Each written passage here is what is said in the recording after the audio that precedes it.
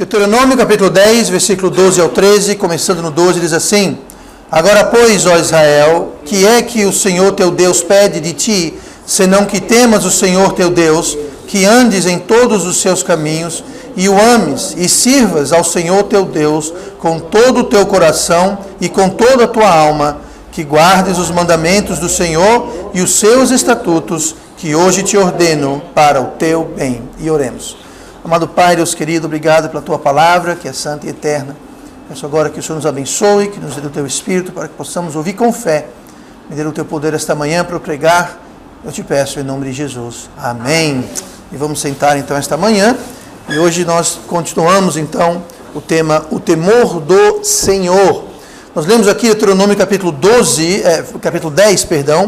e no final do capítulo 13 que nós lemos, está dizendo assim: para o teu bem, para o teu bem. Aqui Moisés está dando esse comando, essa ordem para o povo de Israel, e a ordem é que o povo tema o Senhor Deus. E aqui nós temos várias coisas que advêm ou são resultado de alguém que teme a Deus. Nós andamos nos seus estatutos, nós o amamos, nós o servimos com todo o coração e com toda a alma. E tudo isso é para quê? Por que Deus faz tudo isso? Por que Ele quer que nós o temamos? Por que Ele quer que nós andemos com Ele, o sirvamos, o amamos? Para que Ele quer que a gente guarde os mandamentos dEle? Aí o final fala: para o teu bem. Eu já tenho falado isso muitas vezes, em muitas ocasiões, mas Deus está do nosso lado, gente. Deus, Ele quer o bem para a gente, Ele quer o melhor para a gente. Ele não está dizendo aqui: olha, eu quero que você me sirva, porque eu quero ver vocês sofrendo, eu quero usar vocês. Não. Deus não quer usar a gente, mesmo porque Deus não precisa da gente. Deus era Deus antes de nós sermos criados, antes de eu e você nascer, depois de eu e você morrer. Deus vai continuar Deus. Deus vai ser completo, eterno, perfeito, com ou sem a gente. Então, quando Ele quer que a gente o sirva, que a gente o ame, que a gente ande com Ele, que guarde os mandamentos, não é para o bem de Deus, é para o nosso bem. Para o nosso bem. Então, nós temos tudo a ganhar para fazer isso. Na semana passada, nós começamos já vendo algumas coisas sobre o temor do Senhor, e nós vimos que, primeiramente, é algo muito precioso. Mas como tudo que é precioso, a preciosidade de qualquer coisa está nos olhos de quem está analisando ou vendo aquela coisa. Se a gente não aprecia certas coisas, então não vai adiantar nada.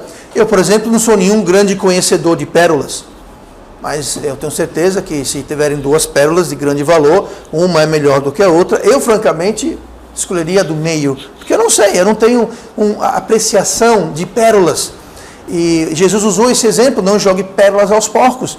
Eu não tenho apreciação de pérolas, mas eu sei que elas são preciosas. Um porco, no entanto, não dá valor nenhum à pérola. Para ele, é uma ervilha que não tem gosto nenhum, que vai quebrar o dente dele, vai atrapalhar.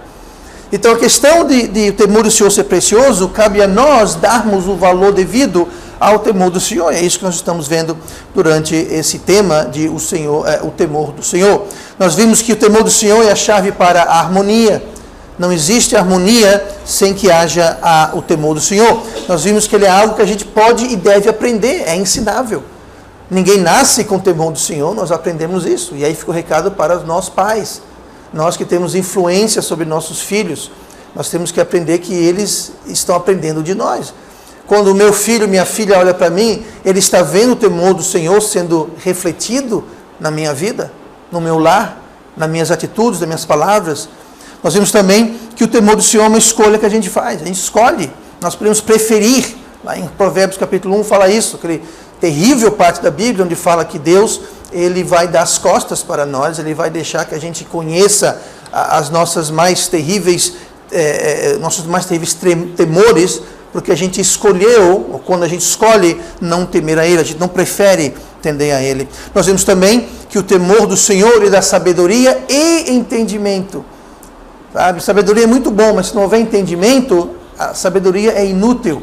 Aliás, eu repito que sabedoria, para mim, é inútil. A minha sabedoria só pode ajudar você. Por quê? Porque a sabedoria em si, ela não ajuda ninguém. Agora, entendimento é quando você coloca em prática a sabedoria. E para ter entendimento, subentende que você tem sabedoria. Mas nós precisamos então ter sabedoria. A minha sabedoria não me ajuda se ficar só aqui. Ela tem que vir para o meu coração e se tornar ações dar vida à minha sabedoria. Isso chama-se entendimento. Então, o que a minha sabedoria pode fazer é passar para você, para que você tenha o entendimento de aplicá-la. Mas sabedoria e entendimento, ambos são frutos do temor do Senhor. E por último, na semana passada, nós vimos que a sabedoria nos afasta do mal. Nos afasta do mal. E hoje nós vamos continuar e vamos dar um pulinho lá em Provérbios capítulo 14, e nós vamos ver mais uma coisa que advém do temor do Senhor, que é muito importante para a nossa vida. Provérbios 14, 26 diz assim: no temor do Senhor há firme confiança, e ele será um refúgio para os seus filhos. Então nós vemos aqui que o temor do Senhor lhe dá segurança. Ele dá segurança. Sabe, uma coisa que nós precisamos na vida é ter segurança, é ter esse alicerce, ter essa base, ter essa blindagem. Porque o mundo, ele está cheio de problemas, dificuldades. Nós vamos ter problemas, dificuldades. Então, se a gente pode andar com segurança, por exemplo, há pessoas que têm seguro de carro. Por que tem seguro de carro? Não sei, se vir algum bêbado, algum doido e bater no meu carro, eu fico tranquilo. Se eu descuidar e bater num poste, eu fico tranquilo. Se alguém roubar o carro, eu fico tranquilo. Então, tudo isso, nós temos o quê? Nós temos segurança e nós paga-se para ter segurança. Seguro de vida, seguro de carro, tem o seguro obrigatório que todo motorista tem que pagar, ou quem tem carro. Então, existe uma série de seguros, seguro de vida, seguro de saúde. Então, o que o homem quer, na realidade, é seguro. Toda uma indústria foi desenvolvida no mundo inteiro, e é uma indústria grande, que gera bilhões e bilhões e bilhões de reais. E por quê? Segurança, porque o ser humano ele quer segurança. Mas, acima de tudo, eu não estou aqui dizendo que é errado ou que você não deva ter seguro. Tá? Não estou dizendo isso em momento algum, mas o que eu estou dizendo é o seguinte, é que o temor do Senhor nos oferece isso, segurança. Aqui tem no temor do Senhor há não só confiança, a firme confiança, e ele será um refúgio para os seus filhos. E quando nós andamos no temor do Senhor, quando nós andamos refletindo tudo aquilo que nós temos visto, o que nós vamos ter é que nós vamos estar protegidos, nós vamos ter a certeza que ele está nos livrando e nos protegendo. Então, quando nós encaramos uma situação, encaramos uma dificuldade, encaramos alguma coisa que a gente não entende, a gente pergunta: Senhor, por que aconteceu isso? Deus, por que está acontecendo isso? Se nós temos uma trilha, se a gente olhar para trás, a gente vê que o nosso caminho tem sido traçado dentro do temor do Senhor, nós podemos ter a certeza que está tudo certo. Está tudo em dia. Agora, quando a gente olha para trás, e a gente vê que os nossos passos nos levaram para longe do temor do Senhor, a gente não está andando no temor do Senhor, nós não estamos andando com sabedoria, não tem havido harmonia, nós não estamos nos afastando do mal. Quando a gente olha para trás e vê que realmente não andamos no temor do Senhor, então nós perdemos essa confiança.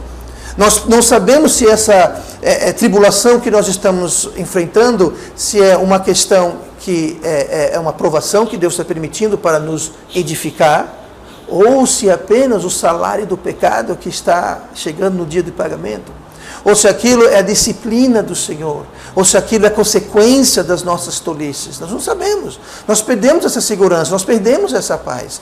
Então, quando a gente anda no temor do Senhor, nós temos essa segurança, e o temor do Senhor é o que há, é tudo o que é necessário para ter segurança. Lá em Isaías 33, versículo 6, fala assim: e haverá estabilidade e segurança. E haverá estabilidade nos seus tempos, abundância de salvação, sabedoria e conhecimento. E o temor do Senhor será o seu tesouro. Mais uma vez mostrando a preciosidade do temor de Deus. A coisa mais preciosa quando a gente está numa dificuldade, sabe o que é? É a gente ter o temor do Senhor. A gente saber que estamos andando, que estamos colhendo os benefícios do temor do Senhor. Salmo 34, versículo 7, fala assim: o anjo do Senhor acampa-se ao redor dos que o temem. Mas não termina aí. Fala que o anjo do Senhor acampa-se ao redor dos que o temem e os livra. Os livra. Quem teme a Deus tem também o livramento de Deus. Então veja bem, nós não temos o que perder. Nós não temos o que perder. Muito importante, temos essa segurança. E essa segurança, é claro, ela gera paz em nossas vidas. Paz que vai além das circunstâncias. Sabe, é muito bom ter paz quando você está bem no emprego, os carrinhos estão tudo em dia, a geladeira está cheia, os meninos tudo passando de ano, está tudo com sapato novo, está tudo maravilhoso. Agora, quando está tudo dando problema, quando estamos enfrentando dificuldades, quando tem problema em várias áreas, nós estamos tendo conflitos, e vem aquela paz, ela foge. É importante ter o temor do Senhor. Porque quem tem o temor do Senhor tem segurança, quem tem o temor do Senhor tem o livramento de Deus. O livramento. E aqui, só para você ficar sabendo, o Salmo 34, versículo 7, quando fala o anjo do Senhor, sempre no Velho Testamento que você vê esse termo, o anjo do Senhor, está se referindo a Cristo. A Cristo. Aqui podemos dizer que o anjo do Senhor acampa-se, Cristo. Cristo acampa-se ao redor dos que o temem e os livra. Então nós temos isso que nos dá essa segurança quando nós o tememos. Agora, quando nós não tememos a Deus, pastor, como é que você sabe que eu temo a Deus? Como é que você sabe que alguém teme a Deus? É só você ver a vida da pessoa. Não tem um termômetro. Eu não falei termômetro, eu falei temômetro. Um aparelho que você coloca para medir o temor da pessoa. Não, é só ver a vida da pessoa. Tá? Se houver reflexão daquelas coisas que nós estamos vendo, então aquela pessoa teme a Deus. E se ela teme a Deus, ela vai ter segurança. Olha comigo para Salmo 103. Salmo 103, e versículo 13, diz assim: assim como um pai se compadece de seus filhos, assim o Senhor se compadece daqueles que o temem. Mais uma vez, aqui nós temos uma promessa de Deus, mas que se aplica apenas para os que o temem. E aqui é o seguinte: o temor do Senhor, ele conquista a compaixão de Deus. Quando nós tememos a Deus, Deus se compadece de nós, assim como um pai se compadece de seus filhos, assim o Senhor se compadece daqueles que o temem. Diga uma coisa, quem é um pai, e aqui podemos, é claro, dizer mãe também, mas qual pai, qual mãe não se compadece do filho? E eu digo mais, muitas vezes nós pais, nós mães temos um problema que a gente se compadece muitas vezes mais do que nós devemos. Às vezes nós vamos um pouquinho além e nós nos compadecemos dos nossos filhos quando eles não estão demonstrando o temor do Senhor na vida deles. Vou dar um exemplo aqui. Quantas mães acabam indo para a porta da delegacia, tem que visitar o filho que foi preso, tem que ir lá ver o filho que foi preso, tem que ir lá ver se vai soltar o filho que foi preso, tem que ir lá levar a escova de dente, a pasta de dente para o filho que foi preso. Por quê? Porque a cada momento ele se compadece. O filho faz coisa errada e mesmo assim a mãe se compadece. O filho quebrou a lei, o filho fez coisa de errado, o filho não temeu a Deus, o filho está colhendo os frutos do pecado, mas a mãe ainda se compadece. Para ela, o filhinho amado dela é o anjo mais inocente, que não fez nada de errado no mundo. Tá. Eu estou usando esse exemplo para dizer o seguinte: Deus se compadece de nós desse jeito quando nós o tememos. Quando nós não tememos Deus, a compaixão de Deus, ela cai. Ela cai. Só um aviso para os pais aqui, como eu falei. Sabe, às vezes nós temos que baixar um pouquinho o volume da nossa compaixão para com os nossos filhos. Tem muito filho aqui assim, pastor, como você ouça falar isso. Mas é verdade. A Bíblia fala que os caminhos da vida muitas vezes nos trazem disciplina. Sabe, antigamente, se eu chegasse em casa com uma cartinha da escola dizendo que eu aprontei, longe de mim isso, mas minhas filhas não estão aqui, mas eu tenho guardado até hoje todos os relatórios da escola que eu tinha. E vamos deixar isso para lá, mas veja só. Antigamente, quando o aluno chegava em casa com um relatório ruim, uma cartinha da diretora dizendo que o filho aprontou, a mãe ia conversar com o filho e dar-lhes umas poucas e boas. Hoje em dia não. Hoje a mãe vai na escola tomar as dores do filho e dar bronca na professora. Hoje nós vemos muito disso, as mães vão lá e defendem os filhos e as filhas que fizeram coisa errada. Gente, a nossa compaixão como pais não deve estender quando nossos filhos estão fazendo coisas erradas. Sabe, tem uma hora que a gente deve diminuir. Como assim, pastor? É o que Deus faz. Deus faz. Quando nós agimos de uma forma que não reflete o temor do Senhor, E Deus sabe nosso coração. Mas quando nós não tememos a Deus e as consequências da nossa falta de temor vêm às nossas vidas, sabe o que Deus faz? Ele não se compadece. Ele fala, eu vou deixar você um pouquinho, neguinho.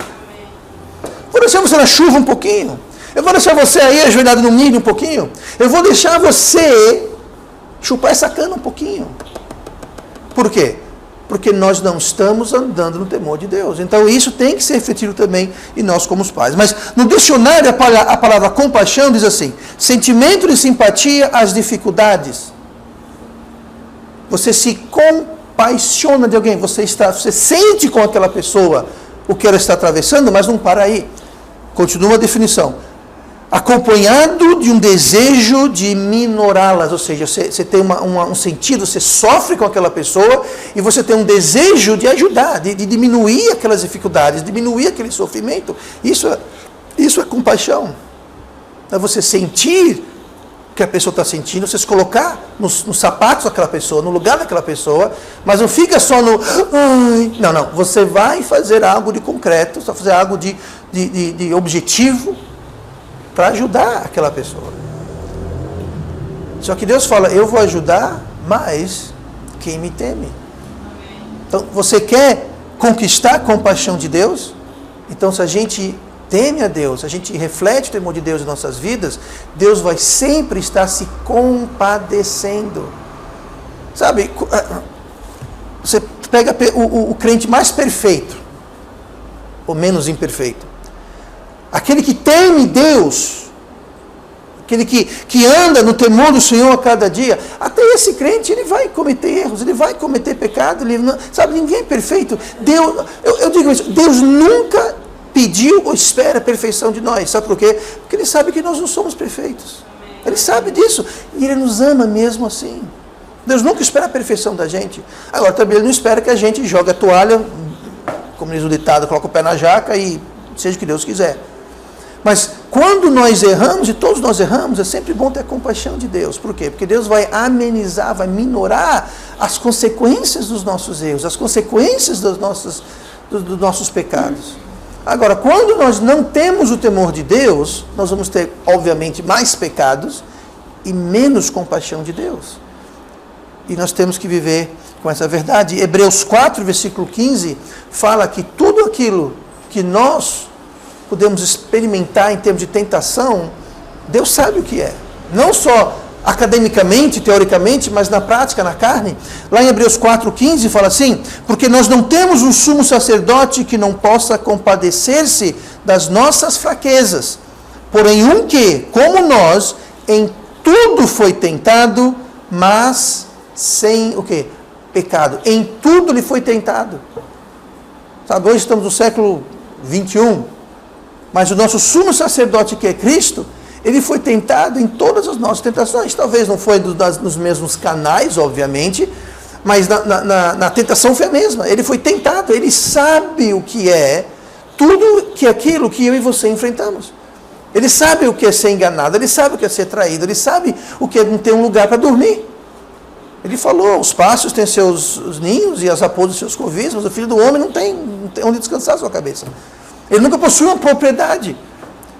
Ele sabe o que é ser enganado e mentido, ele sabe o que é passar fome, ele sabe o que é ser tentado, ele sabe o que é ser vitupirado, ele sabe, ele foi tentado. Ele conhece a solidão, ele conhece desprezo, ele conhece tudo, ele conhece o que é ter medo. Ele conhece tudo isso. Ele conhece dificuldades. Então ele pode se compadecer de nós. Então ele sabe e conhece as nossas dificuldades. E o que nós precisamos para ter acesso a essa infinita e completa compaixão é a gente o temer. Só isso, o temer. O Senhor se compadece daqueles que o temem. Vamos comigo de volta para Provérbios. Vamos para Provérbios 14. E nós queremos o versículo 27. Provérbios 14, 27. Que diz assim: o temor do Senhor é fonte de vida, para desviar dos laços da morte. Bom, aqui está dizendo claramente qual é a próxima característica, o benefício do temor do Senhor. Isso é que o temor do Senhor, ele é fonte de vida. Se o temor do Senhor é fonte de vida, quando nós temos a falta do temor do Senhor, quando nós não tememos Deus, Isso resulta em quê? Em morte. Se o temor do Senhor é fonte de vida, a falta do temor do Senhor é fonte de morte. Então, se nós queremos ter vida, vida abundante, vida de verdade, eu não estou falando vida no sentido biológico, estou falando vida no sentido de saúde, isso também, mas a gente tem uma vida não é só para existir, acordar de manhã, se alimentar, estudar, trabalhar, pagar conta, dormir de noite, acordar. Isso não é vida, isso é existência. Isso é existência. Estou falando em ter vida. Vida abundante, vida dinâmica, uma vida com propósito, vida com alegria, contentamento, satisfação, vida com borbulhante, digamos assim. A maioria da humanidade, eles não vivem, eles existem. Eles acordam, passam um dia, eles vão dormir, eles acordam, passam o dia, só se preocupando em encher a barriga ou encher o bolso, ou ambos. Uma boa parcela do mundo se preocupa em encher a barriga. Literalmente, eles passam o dia inteiro trabalhando para ver se conseguem alguma coisa para comer, para pagar as contas, e fica por isso mesmo. Outra parcela, menor, já tem tudo isso, muito bem obrigado, mas querem encher o bolso mais e mais e mais e mais e mais. Deus sabe lá para que tanto dinheiro? Tem gente que tem tanto dinheiro, tanto ilicitamente quanto licitamente. Tem tanto dinheiro que não sabe nem o que fazer, não vai nem servir para eles, mas querem mais dinheiro. Isso é ser escravo de mamão. Tá? Então nós temos que entender que aqui está falando sobre vida, fonte de vida, uma vida de verdade, vida abundante. E sem o temor do Senhor, além de não ter vida, nós temos o quê? O temor do Senhor é fonte de vida para desviar dos laços da morte. Quando nós não tememos a Deus, nós não vamos ter vida, nós vamos cair no laço da morte. Então veja bem, nós temos de um lado uma fonte de vida e do outro lado temos os laços da morte. Essa palavra laço quer dizer armadilha. Literalmente a palavra armadilha. Então nós temos armadilhas da morte e fonte de vida. Lá em 2 Timóteo nos diz quem é que arma estas armadilhas, esses laços.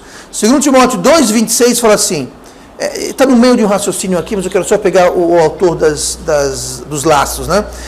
E tornarem a despertar, desprendendo-se dos laços do diabo, em que a vontade dele, o diabo, estão presos. Então veja só, Deus nos oferece fontes de vida e os laços da morte, aqui fala que o temor do Senhor nos vai dar fontes de vida e vai nos desviar dos laços da morte. Deus está dando fontes de vida e o diabo está armando o quê? Laços da morte. E quem está armando esses laços é Deus. Quem tem o temor do Senhor tem fonte de vida para desviar. Quem teme a Deus vai desviar dos laços da morte, ou seja, não vai cair nas armadilhas. Porque é o temor do Senhor que nos vai dar sabedoria, entendimento, compaixão, tudo isso vai servir para nos desviar dos laços da morte, dos laços do diabo. E quando nós caímos no laço do diabo, fala o quê? Em 2 Timóteo 2,26, em que a vontade dele estão presos. O diabo prende a gente na armadilha. Conhece aquela armadilha de animais, né? que são garras que se abrem e tem o dispositivo no meio, quando você pisa, ela fecha e te prende. Você fica preso. Tem armadilha que é uma rede, quando você entra na rede, cai um peso que sobe a rede, você fica pendurado na rede. O diabo tem várias armadilhas. Agora, quem tem o temor do Senhor, ele vai ter fonte de vida e vai desviar de tais laços. Vai desviar desses laços. E uma vez capturados nos laços do diabo, ninguém, veja bem, ninguém pode nos ajudar, uma vez que eu e você, se a gente for capturado nos laços do diabo, nos laços da morte, não há ninguém que possa nos ajudar, a não ser nós mesmos. Não adianta o seu pai, sua mãe, seu esposo, sua esposa, seu irmão, o pastor. Ninguém vai te tirar daquele laço. Ninguém pode tirar daquele laço, a não ser você mesmo. Vamos voltar um pouquinho para 2 Timóteo 2. A gente leu 26, vamos ler 24. 2 Timóteo 2, 24. 2 Timóteo 2, 24 fala assim: e ao servo do Senhor não convém contender, mas sim ser manso para com todos, apto para ensinar, sofredor, instruindo com mansidão os que resistem, a ver se porventura Deus lhes dará arrependimento para conhecerem a verdade e tornarem a despertar, desprendendo-se dos laços do diabo. Quem se desprende é quem foi capturado, é quem está resistindo. Como assim resistindo, pastor? Resistindo a Deus, resistindo à palavra de Deus, resistindo à pregação de Deus. Sabe, o pastor prega, a Bíblia fala, irmãos dão conselhos, a pessoa resiste. Ela não quer, não quer. Bom, se a pessoa está resistindo, a Bíblia fala que nós não devemos contender. Sabe o que é contender? É brigar, é discutir, é forçar, é torcer o braço daquela pessoa. Não, você vai fazer. Não. Ao servo de Deus não fala que não, ao servo do Senhor não convém contender. O pastor, seu pai, sua mãe, sua esposa, a gente não deve brigar. Tá? Não vai ser na marra que a gente vai fazer essas coisas. A exceção aqui é com crianças, gente. Quando falamos de crianças, nós podemos sim enforçar regras, porque é a época de moldagem. Tá? Infância e adolescência é a época de moldagem. Não é para você deixar, então vou deixar meu filho fazer o que ele quer. Não é assim. Agora, eu digo o seguinte, quando seu filho completa seus 16, 17, 18, 19 anos, aí não tem muito o que fazer. Porque o tempo de moldagem passou. Mas enquanto você pode moldar, molde. Mas aqui não está falando com crianças, com adolescentes, pessoas jovens, está falando com adultos. Tá? Então não convém contender, mas sim ser manso. Ou seja, não é para você brigar, é para você ficar manso. Tá? Não é pra ninguém vai forçar a brigar com alguém para forçá-lo a ser alguma coisa que a pessoa não queira ser. Agora, a gente tem que não contender, ser manso, apto para ensinar. A gente só pode ensinar. Dar o exemplo. Agora, eu ensino, aprende quem quer. E continua, sofredor. Por que sofredor? Porque é um sofrimento ver uma pessoa destruir a própria vida. Resistindo, essa palavra resistindo que fala aqui, né? Fala que instruindo com mansidão os que resistem. Na realidade, os que resistem, está falando os que se resistem, eles estão se resistindo. Ou seja, eles estão se prejudicando a si mesmo. Quando estão resistindo a Deus, eles estão resistindo a Deus contra eles. Então, é um processo sofrido, que você está olhando e você não pode fazer nada. Só instruir, mas se a pessoa não quer aprender. Então, só podemos instruir, só podemos orar pelaquela pessoa. Para quê? Para ver se porventura... Pastor, o que quer dizer porventura? Quer dizer talvez. Para ver se talvez Deus lhes dará arrependimento. Quer dizer, talvez, gente, porque uma vez que a gente estamos enlaçados nas armadilhas da morte que o diabo lançou, uma vez enlaçados, vamos orar, vamos ensinar, vamos esperar, vamos sofrer, vendo isso, para ver se talvez Deus vai dar arrependimento. Não há garantia. Por quê? Está na armadilha, está enlaçado. Pastor, eu não gosto dessa história. Gente, está dizendo na Bíblia, não é para a gente gostar, é para a gente saber como é a coisa. Aí continua. Instruindo com mansidão os que resistem, a ver se porventura Deus lhes dará arrependimento, para conhecerem a verdade. Conhecereis a verdade vos o quê?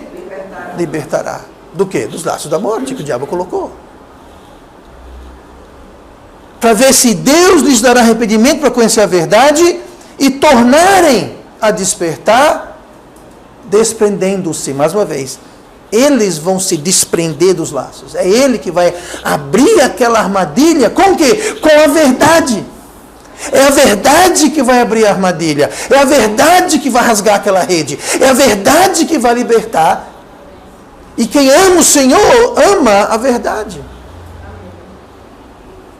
O temor do Senhor não só dá vida, Ele nos livra dos laços da morte.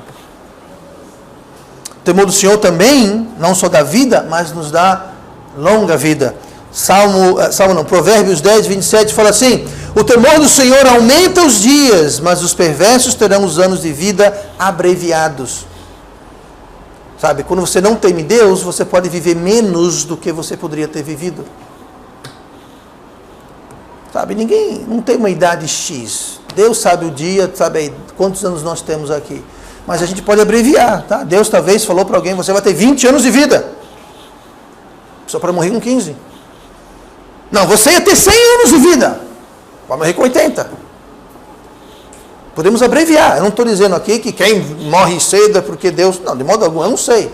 Eu não sei o que Deus tinha para cada pessoa, só Deus sabe isso. Mas aqui fala que seja lá o que for que Deus tinha para nossas vidas, seja lá quantos anos fossem, eles podem ser abreviados. Agora, o temor do Senhor pode aumentar os nossos dias. Por que Deus aumentaria os meus dias ou os seus dias? Será que é porque nós estamos o agradando, fazendo aquilo que é proveitoso para Deus? Por que você acha que Deus nos deixou aqui na terra depois que nos salvou? Gente, eu sou salvo há 25 anos. Quase. Esse ano eu falei 25 anos que eu fui salvo. Diga uma coisa, por que Deus me levou para o céu 25 anos atrás? Ele tinha algo para eu fazer. E Ele tem algo para você fazer. Então nós podemos aumentar os nossos dias enquanto a gente faz aquilo que Deus se agrada. E o temor do Senhor faz isso. O temor do Senhor aumenta os dias. Nos dá mais dias, mais vida. E aqui fala que os perversos terão seus anos abreviados. Os perversos. O contraste aqui. De um lado os que temem Deus, e os que não temem Deus são o quê? Perversos. São pessoas más, cruéis, impiedosas. É o contraste que Deus está dando na palavra dele. Rapidinho, vamos continuar aqui para o Salmo, Provérbios 22, fala aqui que não só nos dá vida e vida longa, que é muito bom ter vida longa, mas ele também nos dá qualidade de vida. Provérbios 22 e o versículo 4 fala assim: o galardão da humildade é o temor do Senhor. O galardão da humildade e o temor do Senhor são o quê? Riquezas, honra e vida. Tá? Aqui não está falando que você vai ter um iate, um jet ski e casas no mundo inteiro. Não é isso que está falando aqui, não. A riqueza vai além disso. Tá? O que realmente é precioso são as coisas que o dinheiro não pode comprar. Se ele pode comprar, qualquer um pode comprar. Mas há coisas que o dinheiro não compra. Mas também está falando sobre bens materiais, honra. Sabe, hoje em dia é um conceito quase que inexistente. Honra. Honra. Você tem honra, você é uma pessoa honrável. Você zela pela sua honra, pelo seu testemunho. A sua palavra vale alguma coisa? O seu sim é sim, o seu não é não? A sua conduta, honra. Não só a sua honra, mas a honra da sua família. Havia uma época que as pessoas não queriam decepcionar, não queriam infringir a honra da família. Da família, é importante, sabe? Manter a honra da família. O bom nome da família. A nossa família não é associada com certos tipos de coisa. Isso é honra. Hoje em dia não existe, ninguém nem liga mais. Os filhos não ligam, os pais não ligam, ninguém liga.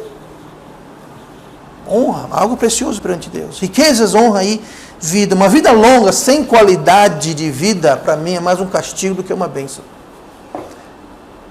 Você vive até 150 anos, mas é brigado com todo mundo. Arruma briga com todo mundo na sua família, seus vizinhos, seus amigos. Você não tem paz porque está mentindo tudo quanto que é encrenca e confusão. Você não tem saúde, você não dorme direito de noite, você não está... Gente, morra logo, deixa ir para o céu. O que é uma vida dessas? Gente, por que tem uma vida longa, cheia de problemas, cheia de dificuldades, cheia de... E eu tenho convicção plena que muitas vezes Deus, Ele permite que a gente fique aqui na terra, recebendo o salário do pecado, porque Ele não vai premiar o pecado com o céu. Ele vai falar, olha, aquele meu filho ali, ele pintou, bordou, fez, sabe uma coisa, eu vou deixar ele lá para comer da sopa que ele fez, para deitar na cama que ele forrou, antes de trazer aqui para o céu. Aqui no céu, o pior que seja, aqui é bom demais. Eu vou deixar ele lá um pouquinho. Colher o que ele plantou. A colheita não chegou toda ainda. Deixa crescer um pouquinho mais, deixa ele colher do que ele plantou. Aí mais tarde a gente traz ele. Deixa ele ficar lá um pouquinho. Eu não quero isso, gente. Eu quero brilhar, viver, e quando for chegar a minha hora, eu quero ir. Eu não quero ficar dando trabalho para ninguém, não. Não é verdade? Eu não quero criar trabalho para ninguém também, fazendo confusão, fazendo intriga, fazendo... Não. Quero ter honra, quero ter riqueza, quero ter vida. Provérbios 19, 23, fala sobre riqueza assim, ó, o temor do Senhor encaminha para a vida. Mais uma vez, o temor do Senhor encaminha, ou seja, quem teme Deus está direcionado. A direção dessa pessoa, ela está direcionada para a vida. Quanto mais ela anda, mais para a vida ela vai.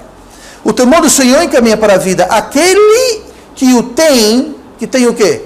O temor do Senhor, ficará satisfeito e não o visitará mal algum. Sabe, um conceito de riqueza importante é esse: satisfação. Tem gente que tem tudo e muito além do que jamais vão poder desfrutar, mas não estão o quê? Satisfeitos. Não estão satisfeitos. Outro dia eu vi um noticiário sobre um desses vários escândalos que assolam um país, que entraram na casa de um deles aí, não sei quem era, mas, gente, deveria ter lá uns 10 carros de alto luxo, carros clássicos, caríssimos, estacionados cobertos com um pano. Gente, sabe o que é isso? A pessoa tem aquilo, acho que nem desfruta daquilo. Aí mostrou os iates do indivíduo. Gente, por que tu quer mais do que um iate?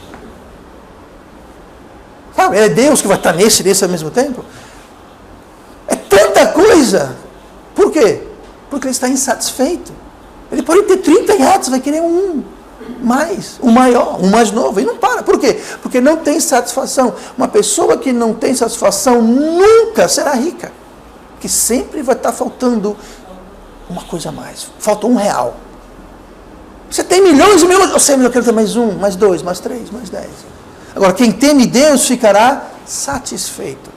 Gente, quem está satisfeito, não precisa ter iate para estar satisfeito. Tá? Pode ter uma canoa furada que está satisfeito. Entendeu? Por quê? Porque está satisfeito. Está satisfeito. Isso é o segredo. O temor do Senhor nos leva a lugares bons. O temor do Senhor nos encaminha para a vida, para lugares bons. O temor do Senhor nos traz paz. Provérbios 15:16. Melhor é o pouco com o temor do Senhor. Melhor é o pouco com o temor do Senhor do que um grande tesouro onde há inquietação. Muita gente nesse mundo tem tesouro, mas não tem paz. Por quê? Está preocupando quem vai roubar o tesouro, quem é amigo dele de verdade, quem está sendo falso só por causa do tesouro dele, quem está tomando conta dos iates dele, das casas dele, dos apartamentos dele, a inflação está subindo, está descendo, a bolsa subiu, a bolsa caiu, o dólar subiu, ai meu dinheiro. Tem dinheiro, tem tesouro, mas tem inquietação, tem falta de paz. Melhor é o temor do Senhor com pouco e ter paz com o temor do Senhor. E por último, rapidamente, eu vou falar o seguinte aqui, gente. Vamos para Atos 9:31, vou terminar com isso. Atos 9:31 fala assim: assim, pois, as igrejas em toda a Judéia e Galiléia e Samaria tinham paz e eram edificadas e se multiplicavam. Veja que maravilha. As igrejas cresciam, eram edificadas, tinham paz, edificação, multiplicação. Aí termina assim: andando no quê? No temor do Senhor e consolação do Espírito Santo. O temor do Senhor traz crescimento para a igreja. Aí você fala assim: pastor, como assim? Que crescimento da igreja? Eu não estou falando que a igreja fazia um andar a mais, comprava o terreno do lado. Não é isso que eu estou falando. Isso não é igreja, gente. A gente tem um conceito, às vezes, tem que se lembrar que igreja não é isso. Igreja não é imóvel. Nós tratamos disso ontem com os jovens, na reunião dos jovens do curso ontem à tarde. Igreja somos nós. Nós somos a igreja, vocês sabem disso. Então, quando fala que a igreja tinha paz, quem tinha paz? Nós tínhamos paz. As pessoas, os crentes tinham paz. Quem que era edificado? Nós éramos edificados. Os crentes eram edificados. Quem se multiplicavam? Não estou dizendo que a gente tinha um monte de filho, não é isso, mas pode ser também, é claro. Tá? Mas quer dizer que eles eram acrescentados a eles. Quem? Pessoas. Não era que a igreja ganhava um andar a mais. A igreja crescia numericamente, ela crescia espiritualmente. Por quê? Porque andava no temor do Senhor e na consolação do Espírito Santo. O Espírito Santo nos consolava.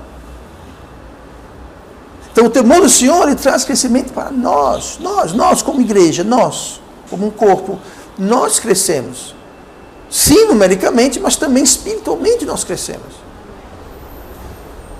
E se nós tivermos o Senhor, o temor do Senhor em nossas vidas, nós vamos ter um ingrediente muito importante para o nosso crescimento pessoal e, consequentemente, o crescimento da igreja. Não só numérico, mas também espiritual. Você vê hoje, quantas igrejas você conhece que tem centenas e milhares de pessoas?